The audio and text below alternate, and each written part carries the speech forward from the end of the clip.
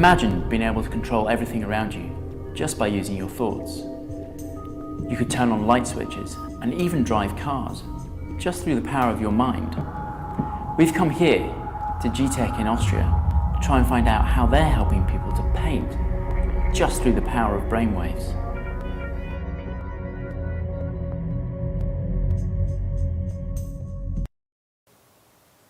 So we're just going to get me started and suited up. Sure. He's just putting on the cap, which has the electrodes in it. It feels a bit like a swimming cap actually, and it's quite elastic, so I can feel it gripping my head. I'm now going to put some gel onto the electrodes to try and make sure that the connection is as good as possible. He's putting more on just to make sure that all of these electrodes that are covering my scalp, that the signal from my brain is going to come through onto these electrodes, where it then gets amplified and goes down to the computer. So now I'm connected up to the computer. We're going to train it to recognize my thoughts.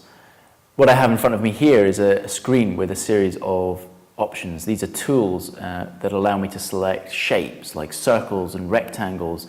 They can make different colors and produce fuzzy shapes if I wanted. And those are the things that I'm going to use to create the painting.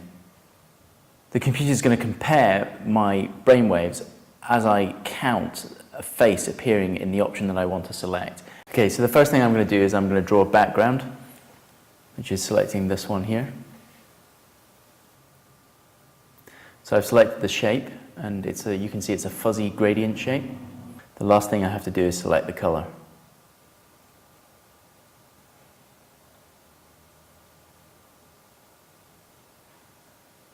I've gone for a blue.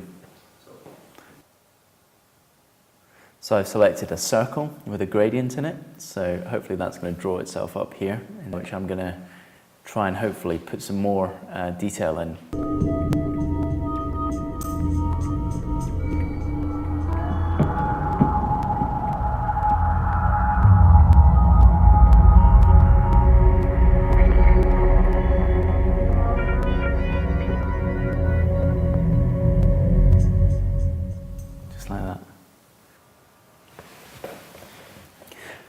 So after a lot of work and quite a lot of concentration, I think I've managed to draw what looks like a bunch of flowers.